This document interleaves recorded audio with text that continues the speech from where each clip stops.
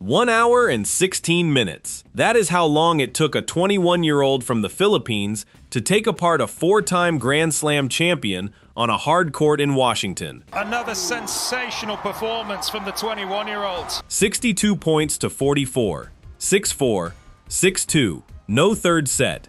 No tiebreak. No late wobble that turns a great story into a near miss. Alexandra Iala had never played Naomi Osaka before in her life, and the first time she did, she beat her in straight sets and walked off court into the biggest final of her career. Alex, congratulations through to the biggest final of your career. Has it sunk in yet? I think it has. Now hold that thought, because the scoreline is not the story. The story is the 3 names stacked underneath it. Every player who eventually becomes somebody passes through a stretch where the wins stop reading like accidents. For a while, the sport files them under upset, which is a polite way of saying, we do not expect this to happen again. Then the wins keep arriving against different opponents, on different surfaces, in different rounds. And at some point, the filing system breaks, and the sport has to admit that the thing it kept calling an upset is simply the level. Washington is where that argument stopped being theoretical for Alex Iala. If you have been in this corner since the Guadalajara title, since long before the mainstream tennis media learned how to pronounce her name, subscribe and stand with the Filipino tennis community, because what happens on Sunday belongs to you as much as it belongs to her. And before we go further, drop your prediction in the comments. Straight sets, 3 sets, or heartbreak. Name it now, on the record, before the result exists. Rewind 4 days. Eala arrives at the Mubadala City DC Open as the highest-ranked Filipino player in the history of the WTA, ranked 28 in the world, playing this tournament for the first time in her life. That is the recency anchor. She is not a wild card trying to steal a week. She is a seeded-level player carrying the best form of her career into a 500-level event, and the draw hands her one of the hardest opening assignments on the board, Exhibit A. The first round against Qinwen Zheng. Eala loses the opening set 4-6, and she goes down a break in the second at 4-3, which in most versions of this story is where the week quietly ends. Instead, she breaks back to love, and then she wins 6 games in a row, and the match finishes 4-6, 6-4, 6-1. It also leveled a personal ledger, because Zheng had beaten her in a 3-hour match at the 2023 Asian Games, and that head-to-head now reads 1-1. What she said afterward matters, and I want to quote it exactly rather than paraphrase it into something more dramatic. Speaking to the WTA about that level of belief, Eala said, quote, "I think I've already had that in me. I think it's definitely a mindset that you have," end quote. And then she added, quote, "I have a bit more of ammunition to back it up," end quote. Read that second line again, because that is the entire theme of the week, compressed into 11 words. The belief was not new, the evidence was new. Exhibit B, the second round against Leylah Fernandez, the defending champion of the tournament, seeded 7th, a former US Open finalist who had opened her title defense by dismissing Magda Linette in straight sets. Eala takes the first set 6-2. Then she falls behind 1-5 in the second, 5 games to 1 down, 1 game away from being dragged into a decider against a left-hander who has spent her career winning exactly those matches. She does not get dragged anywhere. She hauls it back, forces the tiebreak, and wins it 7 points to 1. 6-2, 7-6. That is the defending champion, removed from her own tournament by a player making her debut in the building. Exhibit C, the quarterfinal against Alina Svitolina, the second seed, ranked 10th in the world. 6-3, 6-4, straight sets. It was her 6th win of 2026 over a player ranked inside the world's top 10, and it was the second time she had beaten Svitolina this year, after doing it on grass in Berlin in June by the identical scoreline. Put those 2 results side by side. Same opponent, same score, different surface, 6 weeks apart. That is not a hot afternoon. That is a matchup she has actually solved. Which brings us to Saturday, and to Osaka. Naomi Osaka is the 3rd seed here, and she is the owner of 4 Grand Slam singles titles and 2 spells at world number 1. She is also, on a hard court, in her element. because hard courts are where every one of those majors was won. This was the first meeting between the two players. There was no book, no history, no prior read. Eala won it 6-4, 6-2 in an hour and 16 minutes. Here is where I want to be careful, because the numbers do the work better than adjectives do. Eala won 58.5% of the total points, 62 of 106. She landed a higher first serve percentage than Osaka did, roughly 60% to 54. And the decisive column is the break points. Eala created 12 breakpoint opportunities and converted 4. Osaka created 4 and converted 1. 4 breaks of a 4-time major champion serve in 18 games in 76 minutes.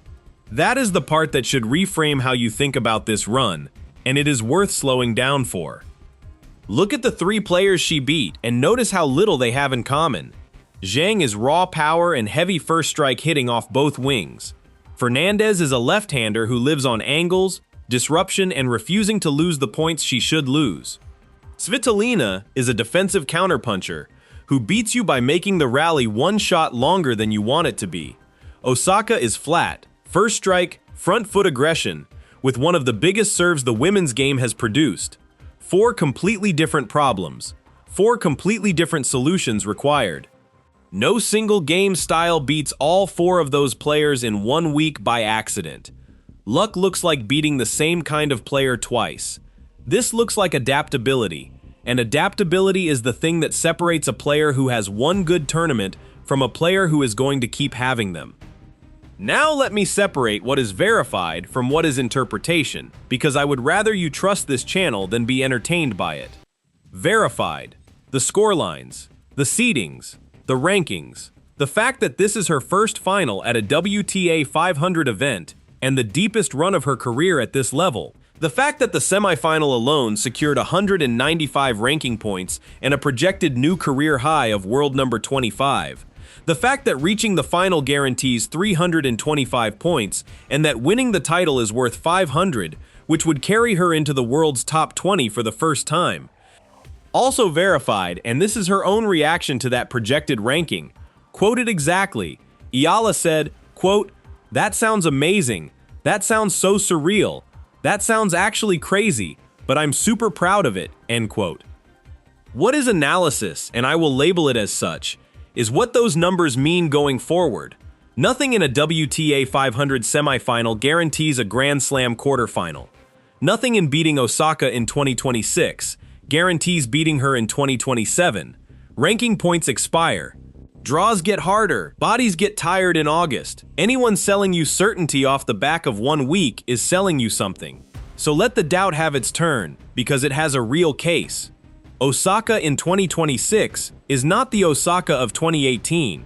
She has been rebuilding a career around a return to the tour and a life that now includes motherhood, and the skeptic will point out, fairly, that beating a champion in a comeback phase is not the same as beating her at her ceiling.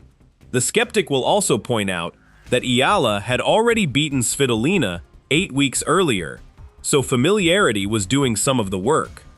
And the skeptic will point at Wimbledon, where Eala beat the defending champion Iga Swiatek in the 3rd round and then lost to Jasmine Paolini in the 4th, 6-4, 4-6, 6-3, which is the honest reminder that a huge win and the round that follows it are 2 separate examinations. All of that is fair.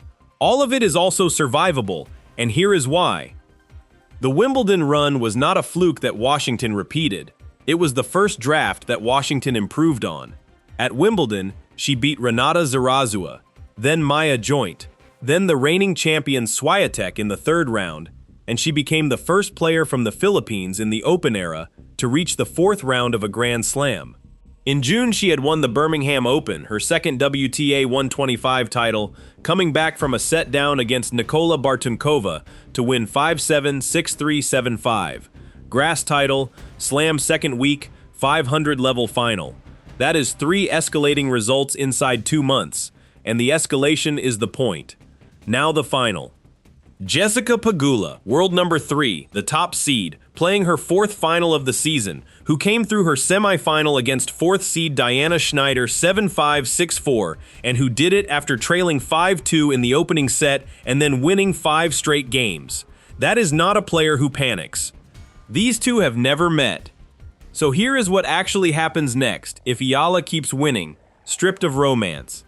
Beat Pegula, and she takes a WTA 500 title, a top 20 ranking, and a seeding at the US Open that changes who she can and cannot be drawn against in the first week. Seeding is the quiet compounding mechanism of this sport. A seeded player avoids the top 10 until the 3rd round. That single structural change is worth more to a career than any one upset, because it converts form into protection, and protection into more chances to convert form. Lose the final, and she still leaves Washington at a career-high ranking with the 2 best consecutive months of her life on the record, heading into a hard court swing where the points she is defending are almost nothing. Both roads go up. Only one of them is history. So run it back. A first-round comeback from a set and a breakdown against Zhang, the defending champion Fernandez, undone from 5-1 down in the second. A top 10 player in Svitolina, beaten in straight sets for the 2nd time in 6 weeks. A 4-time Grand Slam champion in Osaka, broken 4 times in 76 minutes. 6 top 10 wins this season. A projected career high of 25. 500 points, and the top 20 sitting on the other side of one more match. Here is the question worth arguing about, and I want it in the comments. Is this the tournament where expectations for Alex Iala changed permanently? Not the week she got hot, but the week the sport stopped grading her on potential and started grading her on results. Because once that switch flips, it does not flip back. Every draw gets harder. Every opponent prepares differently. Every loss gets written up as a slip instead of a lesson. That is the tax on arriving, and she is about to start paying it. If you have been in this corner since Guadalajara, since before the pronunciation guides, subscribe and stand with the Filipino tennis community, because the next 12 months are going to be the loudest of her career. The final is next. When it happens, you will see it here first.